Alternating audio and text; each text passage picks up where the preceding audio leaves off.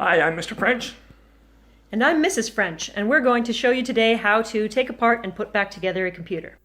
Now, before we begin, here's an important disclaimer.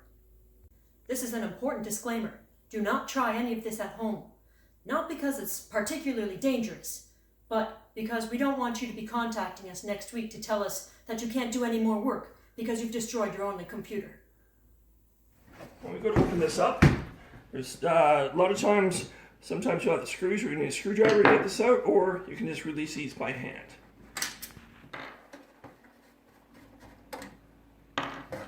And it's usually a little lever here, you can kind of pull that back, and the whole the case will come off.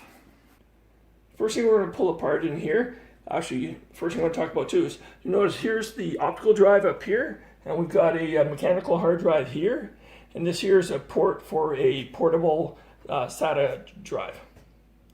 All these ports here are keyless or toolless, so that all I would have to do to remove this drive is disconnect the SATA cable and data and the SATA power. After I've disconnected the data cable and the power cable from the SATA drive, I'm gonna disconnect it from the optical drive also. So I'm gonna take both of these drives out first, and then we'll explain what they are and what they do. So again, the SATA cable and the power cable from that. I'm just going to leave them inside there. In order to pull these off, I've got locks on these here, but there's also locks on the back side too. So I'm actually going to stand this up, and I'm going to move the back panel also.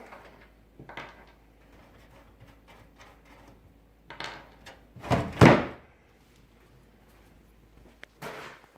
here, you can see I've got the same locks on the back of this hard drive right here that I need to remove in order to get that drive out. So here, the same connection on this side, which I'll remove here, and that will allow me to pull my drive out. Pull it out, now I've got my hard drive. So what is a hard drive? Well, this is the repository for all the files and programs that you have on your computer. First and foremost, you're going to get your operating system on here. So maybe that's Windows, maybe it's Mac or Linux or something else. And then on top of that, you're going to have drivers. That's software that runs your hardware. And you'll have whatever applications and programs that you as a user might use. So that might be Minecraft, or it might be Microsoft Word, or other types of software that people use, as well as files that you store, that you save from those programs.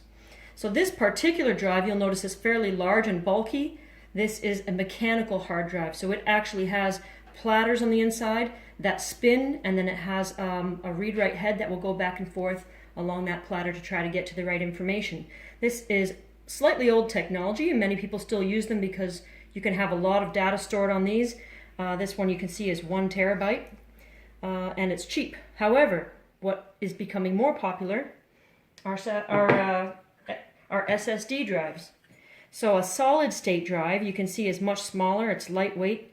There are no motors in here, no moving parts. That's what makes it solid state.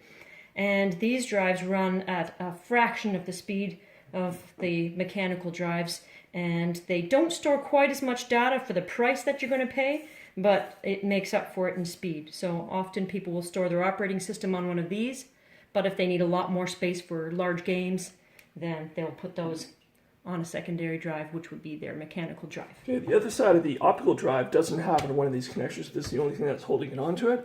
All it does, this particular one just kind of pops off, and that will allow us to pull the optical drive out, and we'll pull that out from the front.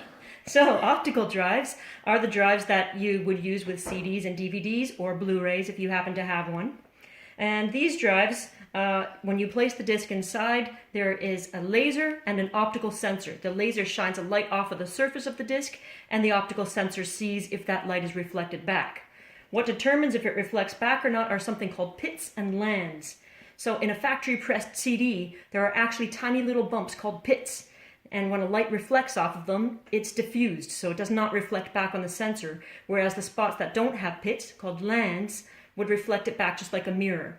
And that makes up your ones and zeros. If it was a CD that you burnt in a home computer, then it actually is a layer of translucent dye. And when that dye is exposed to the heat of a laser, it burns little marks in it, and those spots no longer reflect light. So similar to the pits and lands from a factory-produced CD, it's just looking for reflected light or non-reflected light.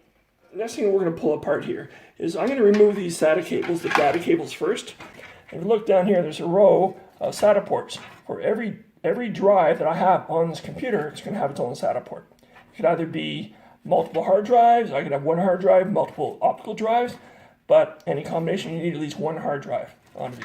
And these here, again, they're going to have a little lever, and I can pull these off of my motherboard.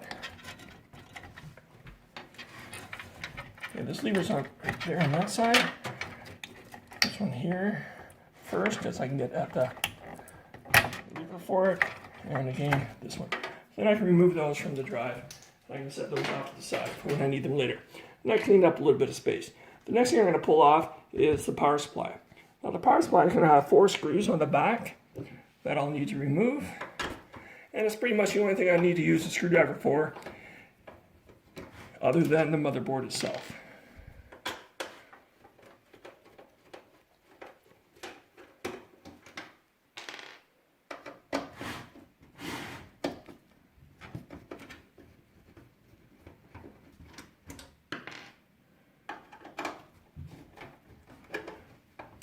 Now, if you notice, we had shut the power supply off before we started doing any of this. We didn't just unplug the computer, we've also shut it off. Now this power supply here, once you get through those screws, it just slides in and I can remove it. But before I do that, I'm going to make sure all my power connections are disconnected from everything that's on here. We had some extra cables that we weren't using, and some that we disconnected already from our drives. And I'm going to move them up out of the way. Now this power cable here is still connected to my drive from my portable drive. I remove that. This here connection is for the fan power at the front of the machine. I just disconnected that. Now I also have a 12-volt power supply connection at the back, at the back of the computer there, and that's for the CPU power. So you can tell the 12 volts because it's got yellow and black. Yellow is the 12 volt wires. And the last one here is the 24-pin ATX mullet connection on here, and it'll have a tab on this side here that I can press in order to pull this out. Sometimes they're a little stiff and you have to wiggle them in order to get them out. And that's the last power cable that I have for that. At this point, I can pull the power supply out and it just looks like a big octopus. When you look at power supplies, this one here says 750 watt power supply. That's probably about as low as I'd go for that nowadays. Power supply is going to be the machine, is going to be the device that works the hardest inside your machine. And it's more likely to burn out. So I always, myself personally, I always overkill the amount of wattage. Even though, say, if I'm using up to 700 watts of power on my machine, I'm going to want to have probably 1,000 watt power supply at that point. This here machine, we never had a video card in here. So with the video card is a bit of a current pig and uses a lot of power. So without a video card, this 750 watt power supply would be plenty. So you may have noticed there's still a few cables left in here. These were actually tied up fairly neatly, and we're not going to change them much later once we put them back in. This first cable over here is for a USB 3 port. So this here, if I unplug this here, it's got a lot of pins there, and that's for the USB 3, which is going to be able to transmit data back and forth to the machine a lot faster than the original USB 1s and USB 2s. Over here, as we work our way around, you see a whole bunch of colored wires that are all plugged into this front panel connector. The front panel connect and this one speaker, they get really cheap on how they're going to do the speaker, the computer speaker for it. Now if I unplug all of these here, if you look really closely at those, you can see that they're all color coded and they're labeled on the one side. I know it's hard to see, but this is where you would plug in all the front panel connector for the hard drive light, the power light, the reset button, and the power switch, and all those front panel connections. As we move over, this here blue connections here, these are for USB, and these would be the USB 2 ports. So as I unplug these, if you look on the end of these here, you'll see it's actually keyed. One of the pins is plugged, so it will only go back in one direction for the USB connections. And as we work our way across again, the last connection here, it looks like a USB port, but that's for the audio. That'll be an audio connection. There's two types of connections here. They're in here, and it's got the AC97 and just the high definition audio. So we had to just use the high definition audio on those. That's all of those connections. And I'm just going to slide them up. So the next thing we're going to pull out of here is the RAM. So you notice there's 4 slots of RAM, and they're also color coded. You see the color code for these ones once we pull these out. Now, in order to remove the RAM, there's levers on the side. I'll show you the one that's here, and they just pull back like this here. What that's going to do is it's just going to release the RAM on either side, and you'll see it pops up a little bit and actually releases it, and then the RAM can just come up easily from there. So this here is a stick of Kingston RAM. It's 4 gigabytes of DDR3 RAM. There are different types of RAM. You might have a computer that requires DDR4, DDR3, or whatever else comes up in the future. So you have to make sure that the RAM that you purchase is compatible with the motherboard that you purchase. You will notice that it has a little notch here at the bottom, and that notch is a little bit off to the side. That means that when you put this into the computer, it will prevent you from accidentally putting it in backwards, because then it wouldn't line up properly with the way that the slot is set up. The purpose of RAM is temporary memory. So you have a whole bunch of things stored on your hard drive, but when you are going to use something like part of your operating system or a program or a file that you might have written, it gets loaded into here, into your RAM. Your RAM runs at a much faster speed than your hard drive, especially if you're using one of these mechanical drives. The mechanical drives, remember, have motors in them, and motors take a long time to spin around and to get into the position they need to be in. Whereas RAM is solid state. It can access the information at the speed of electricity, which is very fast. In addition to that, because of RAM's position inside the motherboard, it has a direct connection to the CPU. So it will actually be like the difference between you visiting your neighbor who lives across the street or you taking a bus to see your friend who lives across town. Now, having more RAM in your computer can allow you to run more programs at the same time, because remember, this is like a temporary space that holds any programs that you are currently using at this moment. So if you are somebody who likes to have 20 things open at the same time, then more RAM might be a good idea for you. But if you're not fully using all the RAM that you have, adding more RAM doesn't in itself speed up your computer. The only way that doing that would speed up your computer would be if you happen to purchase RAM that has a higher read-write speed. Another thing to pay attention to when you're purchasing RAM is that if you already have some RAM in your computer and you're just augmenting that amount, you need to make sure that the speed and type of RAM are exactly matching. Otherwise, you'll run into troubles such as your computer restarting or creating odd errors, or potentially it might work, but it will run at the lower speed. So try to make sure that things are matching. Usually you'll buy them in pairs. But this computer, as you can see, we have 4 slots and only 2 sticks of RAM. So if I wanted to augment this, I would make sure to get RAM that is the same speed and the same type as the RAM that I already have. All right, so we're just going to remove the last RAM stick also. That are in here, remove that, and we're going to set that with the other one down, and making sure not to touch the contacts. The last things that are still connected to the motherboard, there's only 2 things left really, and that's the CPU, which we're not going to remove, and the CPU power. It also has the fan power here that we will remove. That's right beside there, and that would be just the 12 volts for the fan power. Wait a minute. Why can't we remove the CPU? The CPU. Well, the CPU is attached to this heatsink. It's underneath this heatsink.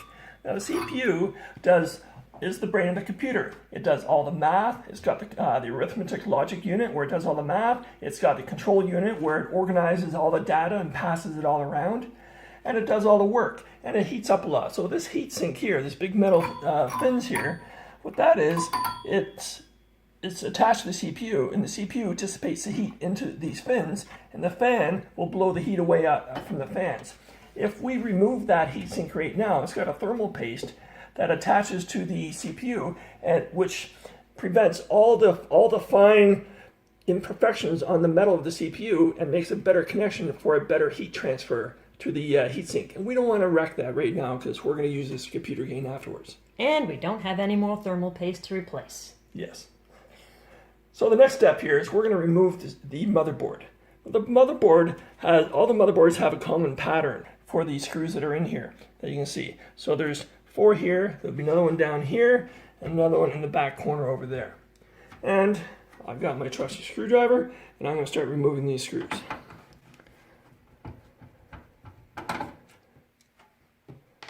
Now this screwdriver here has a magnetic head.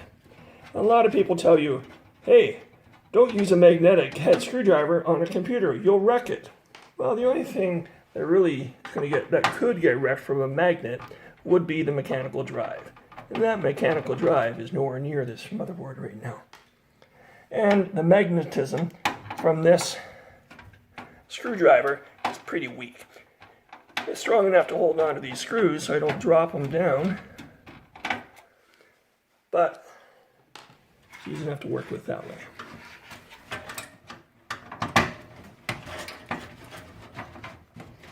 One thing to be careful of when you're using a screwdriver inside a computer is do not let it slip and scrape against the motherboard.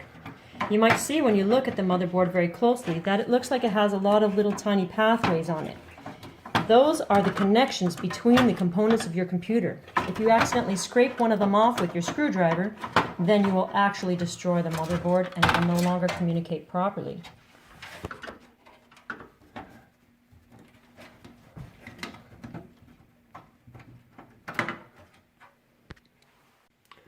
Okay, so once we've got our screws out, now it's just a matter of lifting it out and making sure that none of the back panel there catches on those clips.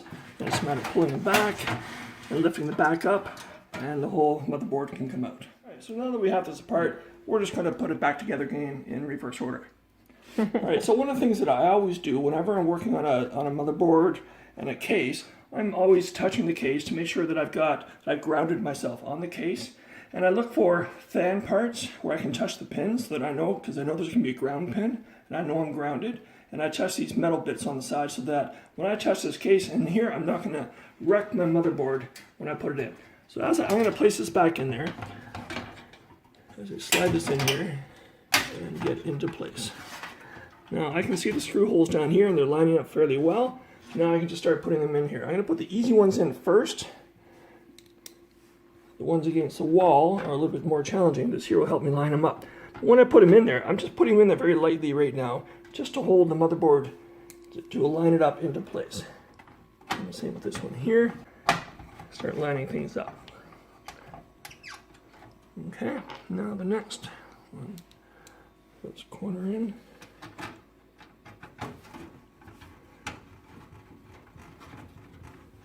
And again, I'm going to leave that somewhat loose while I line the other ones up. If I tighten some too soon and the other ones aren't quite lined up right, it'll make them more challenging to get in. Now, the more challenging ones here are these ones over by the RAM, where it's hard to get at because of the case itself. I'm going to line this up and get it down in there, and hopefully I can get it down into that hole. Careful not to scrape yourself on the edge of the case while you're turning your screwdriver. That one's in. And this is the more challenging one, inside the very corner there by the fan.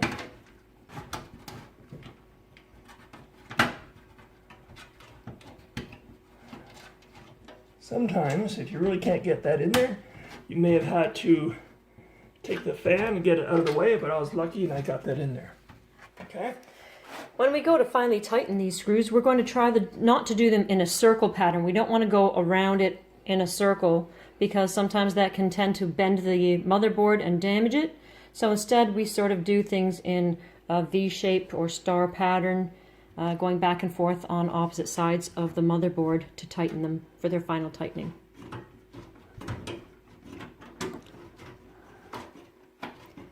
You might have noticed that this motherboard is laying on top of some metal posts. Those metal posts are really important. You can't replace them with plastic or other things because they actually provide a metallic conductive connection between the case of the motherboard and the screws themselves are connected through leads on the motherboard to the actual grounding of the circuitry of the motherboard. So you might see some silver around the screw holes, and that is actually part of the motherboard circuit. Okay, so the motherboard has been reinstalled, and we're mostly going to do this in reverse order now. Okay, so the next thing we're going to install is the RAM. If you look on the motherboard, it it's got two different colors for the different DIMM slots that are on here. Now, if you look on the motherboard, on the manual for your motherboard, it'll tell you which channels to use when you have matching sets. We're going to use these two gray ones. And in order to install this, when you go to put this on, you don't push these on the side. You only push down on the RAM. And sometimes I usually use my thumb, so you have to push fairly hard sometimes. And when you push down, the clips will grab and pull up and snap in place. And again, I'm making sure my notch is lined up with the RAM. I just slide it into the slot. You don't force that at all. At this point here, I'm going to take the RAM and push it down straight, equally on both sides at the same time, and that snaps into place. My OCD is just going to make me close these up, even though I'm not using those. All right, so one of the more annoying things is trying to connect your front panel connector if they're all split up in these here. Sometimes you have little modules you can use to do it. Now, if you look at the very bottom edge of that there, you'll see all the labels on what they are, and they're labeled on these connections also, right? So the first one here I'm going to hook up is the hard drive LED, which goes to the far left here. And there's a positive and a negative. The red is always positive when you're looking at power. I'm going to plug that in there. The next one over is a reset switch. So I'm going to take the reset switch, and I'm going to plug that one in there. Because it's just a switch, I don't really care which way it goes, because it's just a switch. Same with the power switch. The power switch is in behind the reset. That's going to plug onto the two pins in behind. Get that in there. Now the last two wires that are left over here are for the speaker. And this one here has got a power positive, which goes to there. And this one here is split up. And power negative goes on to this one over here. Now, depending on your motherboard, you might have a different configuration. So if you've pulled out all these pins and they're not well labeled, you might have to look at the motherboard manual in order to figure out which ones to put them into. All right, so the next thing we're going to plug in here, I'm going to plug in the USB 3 connection here. This one here, I've never liked their design of these here because they just plug in straight, but it's a lot of small pins that can easily break. So you have to be very careful when you plug that in and make sure there's not a lot of pressure on that. That's going to push or break those off. Then I'm going to plug in the USB over here into one of these ports here. Again, remember that it was keyed on there, and there's a pin missing down here where this here would be the only way that would go in. And it wouldn't matter which of these ports I plug that into. The last one here, I'm going to use the high definition audio to plug into the audio port in the back corner. And that's all my front panel connections that I have that we've made there.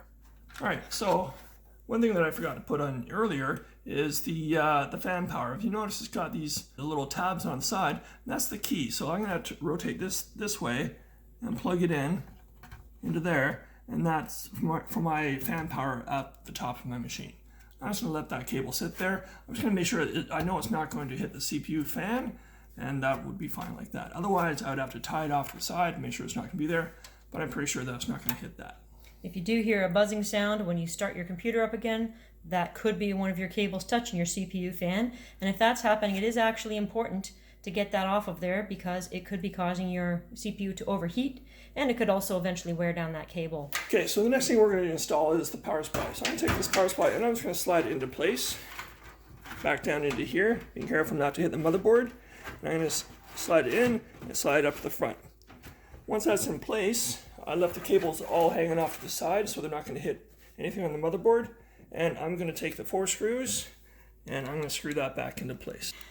Also remember to never open up the actual power supply. Remember that a power supply can hold a charge of up to 120 volts. And if you were to open that up, you could get electrocuted.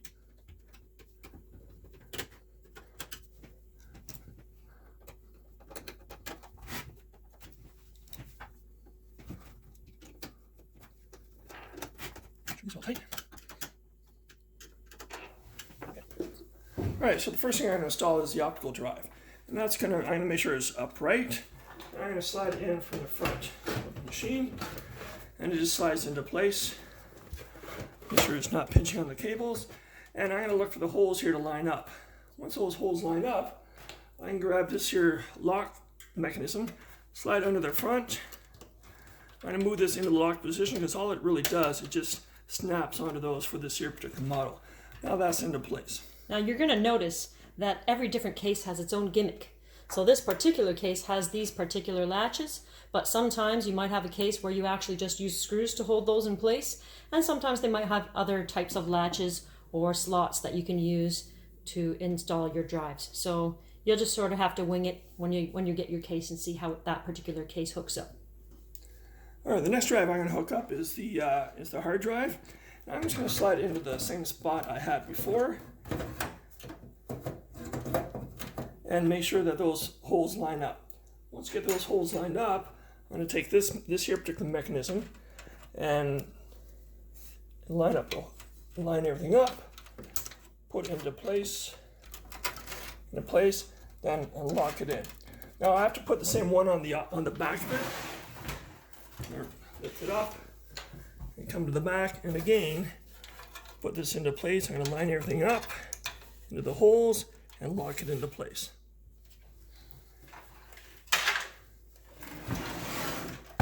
Okay, so now I've got all the main hardware pieces installed mechanically. Now I have to start connecting them electrically. Now the one thing that I'm going to connect here is this here is my SATA port that I have at the front of my case that I can put a removable drive into. Now this one here, I'm going to connect my data connection to it first. If you notice, there's a little key there on the end of that. So you have to keep an eye on how you're going to do that. So with this key here, when I put it in, we'll go into that place like that. Now, it doesn't matter which port you put it into, but I tend to put my hard drive on SATA port 0, and I'll put this here drive into SATA port 1.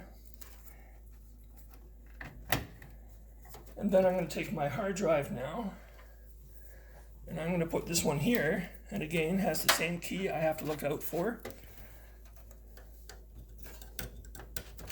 Plug that into place, and again I'm going to put this into SATA port 0.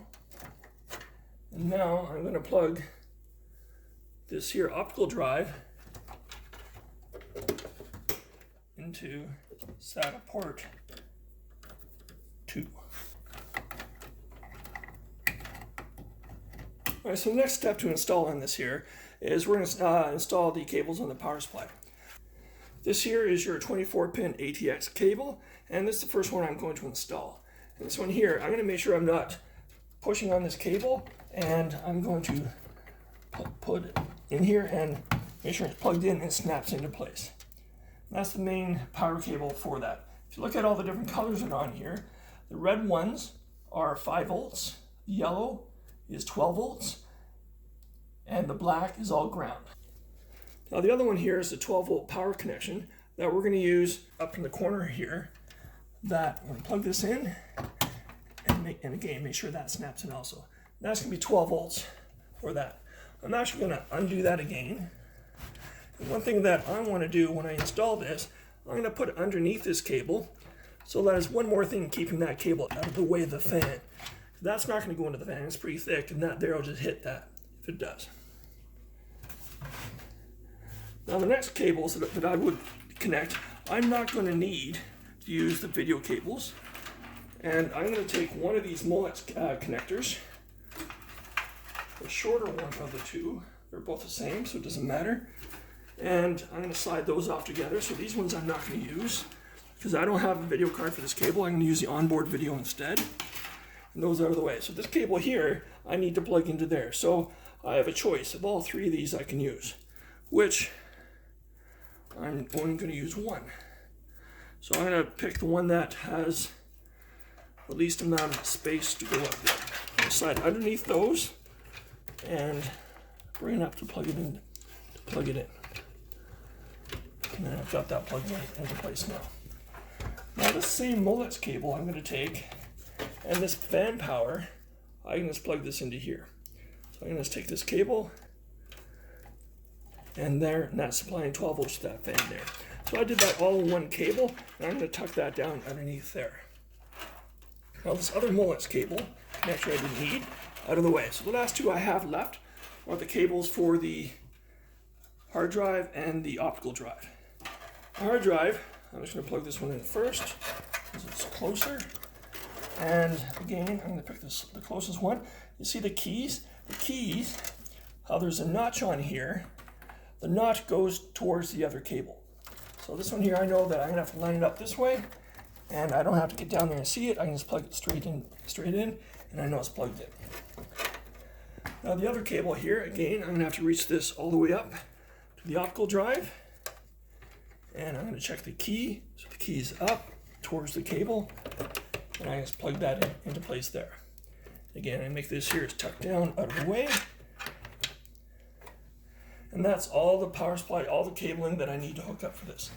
Now, the only thing I have left is to take this existing cabling. I'm going to grab this, and I have a little space underneath here, but I'm just going to shove it down in there, so it's down out of the way, and things still look fairly neat. It'll keep a little bit more airflow around the processor, and for cabling, so air can flow in here and from the top of the case. You may have noticed also that for some of our wires we actually use tie wraps. It's always acceptable if you have some bundles of wires that you need to keep out of the way. If you have tie wraps, you can use that to bundle things out of the way of your motherboard. Now the last step is just to put the cover on. Again, I got those keys slide in with an extra space here. It's flat, then I can slide it forward. Once that's locked into place, it's just a matter of putting in the thumb screws. Tie this into place.